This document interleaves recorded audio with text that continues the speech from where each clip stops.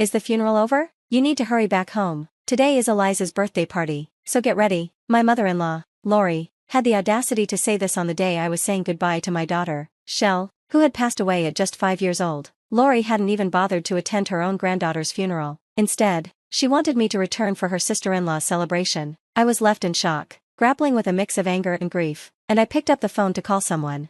My name is Ree, I'm 33 and a housewife, and until recently, I had a lively 5-year-old daughter. My husband, Milo, who is 2 years older than me, and I met through a mutual friend. We married 6 years ago and welcomed our daughter, Shelley, soon after, at just 5 years old. She was a delightful child, full of life and joy, but fate had dealt her a cruel hand. Shell was fragile. 2 years ago, when she was 3, she began experiencing recurrent fevers and cold-like symptoms, accompanied by swelling in her neck. We initially thought it was mumps, but a visit to the hospital revealed the harsh truth. You need to get tested at a larger facility immediately, the doctor told me. After a series of tests and an agonizing wait, the diagnosis was delivered: malignant lymphoma, a form of childhood cancer. My world shattered as I pleaded, "This can't be right, please, tell me it's a mistake." Tears streamed down my face. Even with the doctor and nurses present, Shell needed immediate hospitalization. We returned home to gather her things, and I was unable to stop crying. Milo, his own eyes filled with tears, reassured me, "We need to stay strong. It's going to be okay. Shell will get better." His determination inspired me, even as we faced the daunting reality of her illness and the treatment ahead. I signed consent forms for blood transfusions and surgery, feeling the weight of despair. The treatments were grueling: 4 infusions, blood draws, transfusions, and chemotherapy. I left my part-time job to be by Shell's side in the hospital. Milo would take time off work to visit us, encouraging me to rest, saying, "You need to take care of yourself, too." When he visited Shell, I would catch up on chores at home or steal a few moments of sleep. In those first days at the hospital, Shell cried often, but gradually, she adapted to the routine. The nurses began to praise her resilience. She didn't cry at all during her injection today. I felt a glimmer of hope. Despite losing her hair and feeling weak from the treatment, she remained cheerful and eager to see us. She loved drawing, and one day, during our visit, she excitedly showed us a picture she'd made of Milo and me. "Shelley, this is beautiful," I exclaimed.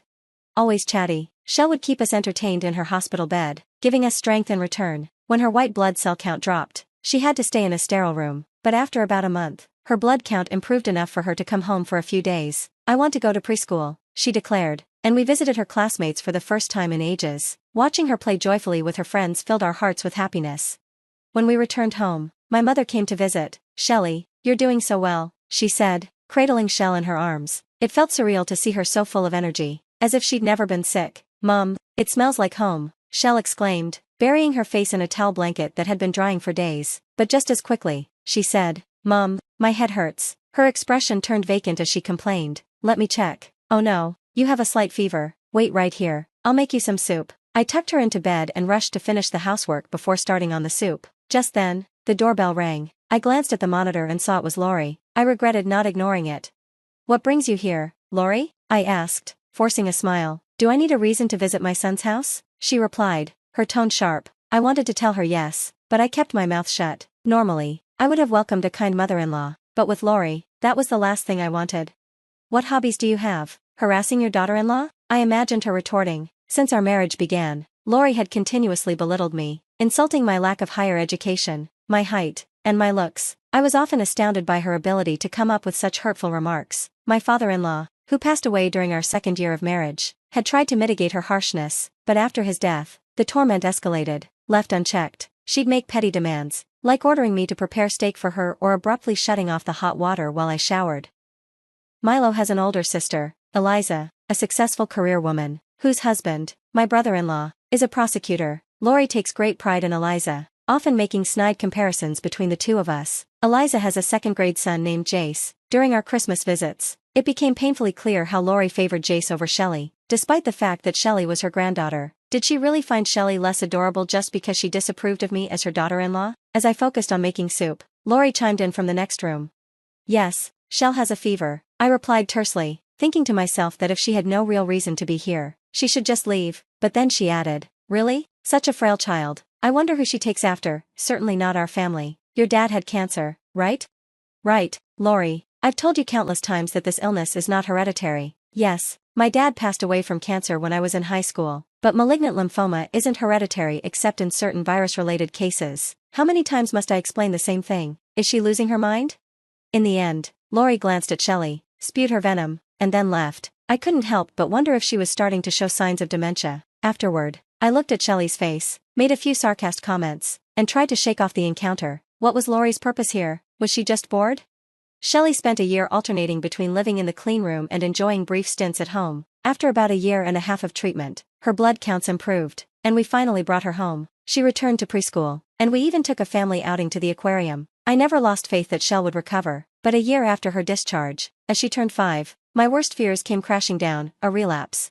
The painful treatments resumed: spinal injections, radiation therapy, pneumonia bouts, and high fevers. I massaged her swollen face and legs, even undergoing a bone marrow transplant in the hopes it would be enough. Unfortunately, my white blood cells failed to engraft, and her condition worsened. The doctor's cruel words rang in my ears: "There's nothing more we can do." It meant that any further treatment would only add to Shelley's suffering. We made the heart-wrenching decision to bring her home, hoping to cherish our remaining time together.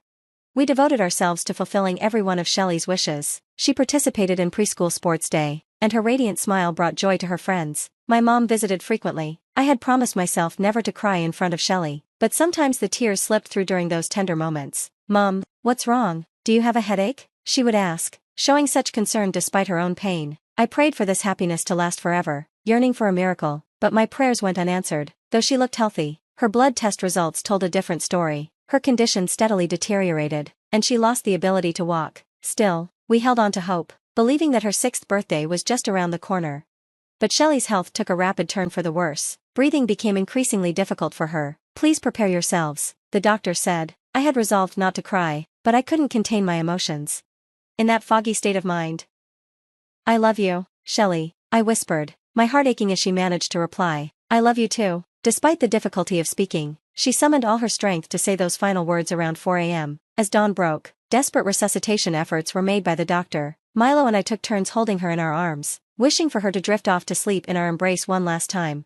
Shelley fought valiantly, but ultimately, she slipped away. "Shelley, please respond, open your eyes," I cried, feeling the warmth of her small hand quickly turn cold in mine. I barely had time to grieve as I was immediately swept up in the whirlwind of funeral arrangements. If I didn't keep myself busy, I felt I might lose my mind. Arriving at the funeral home, I was met with my mother-in-law's dismissive tone. "You're not coming?" she asked. "The living are more important than the dead. Eliza is coming back from abroad today. It's her birthday, and you need to pick up the cake." I felt dizzy from her insensitivity, struggling to contain my anger. "At least bring a present later. You'd better show up, or I won't forgive you."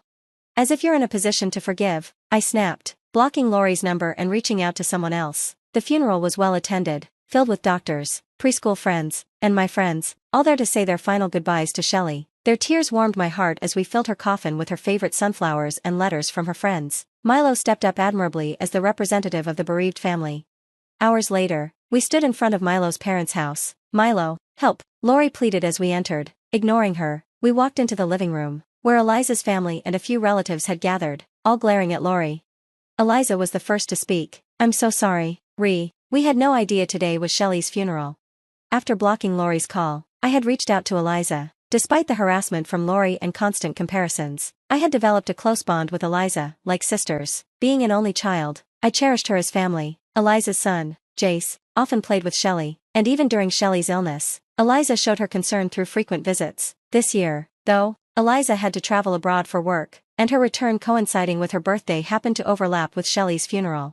We had asked Lori to communicate with her side of the family, but in her foolishness, she only informed them about Eliza's birthday party, failing to mention Shelley's funeral. Eliza, who I had updated, was horrified to learn that Lori hadn't attended the funeral. By the time Eliza returned home, the burial was already over, but they were waiting for us. Shelley was mourned by Eliza and the others amidst everyone's cold stares. Then Lori had the audacity to say, "You can always have another child." The words felt like a dagger to my heart. Just then, Eliza, fueled by a protective rage, hurled the birthday cake prepared for her at Lori's face. "Wash off that twisted personality of yours," she shouted, dragging Lori to the shower room and dousing her clothes in water. When asked why Lori had called, I explained how Lori was nagging me to hurry back for Eliza's birthday party preparations. The relatives looked on in shock and disgust. When Lori emerged from the shower room, drenched and humiliated, the disdain directed at her was palpable. "But it's Eliza's birthday party. She's been away for so long. Shelley was sick anyway. She wasn't expected to live long. Eliza's birthday is more important." Lori's justification was met with anger. "My birthday party? What nonsense. If Shelley meant so much to you, How could you ignore my grief over losing her? Why didn't you attend your granddaughter Shelley's funeral? Eliza confronted her furiously.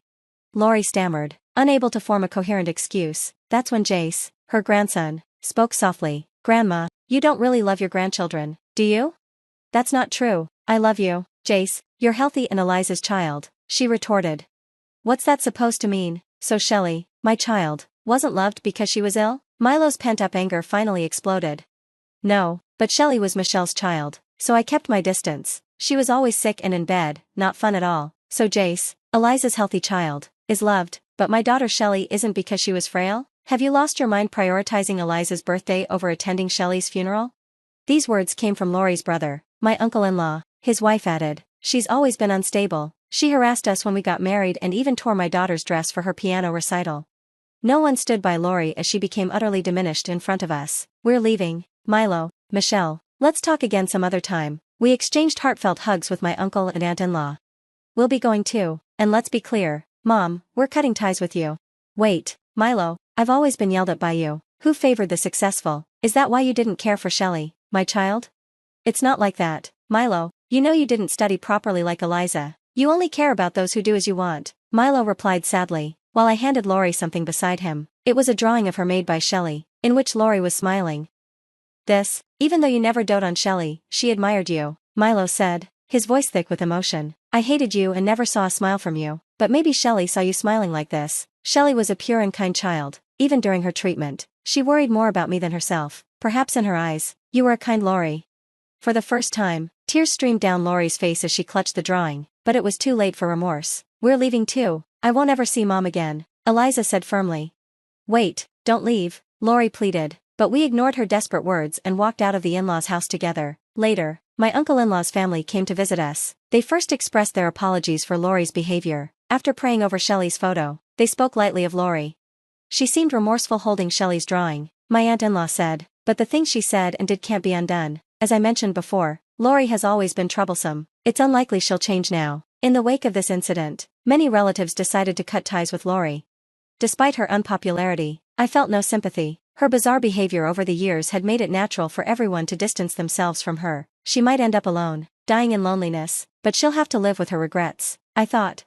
After the funeral, as the days rushed by and the procedures wrapped up, the weight of losing Shelley finally sank in. In my fog of grief, I worried Milo greatly, and my mother had to stay with us for a while. I felt like I was losing my sanity, overwhelmed by despair. I kept wondering if I could have saved her by taking her to the hospital sooner or if I had been more attentive to her health. I wished I could have done more, but I couldn't bring myself to end my own life.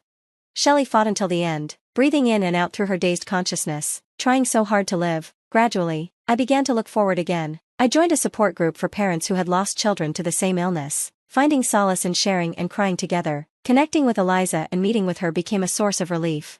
Milo and I decided to adopt a puppy. The friendly little creature greeted everyone on our walks, wagging its tail joyfully. It felt like a reincarnation of our bright child. Shelley, are you drawing in heaven, talking a lot, smiling? Someday I'll join you there. We'll meet again, so wait for me. But if a miracle happens, I want to see your smiling face once more. As Shelley's mother, I vow to live a life I won't be ashamed of.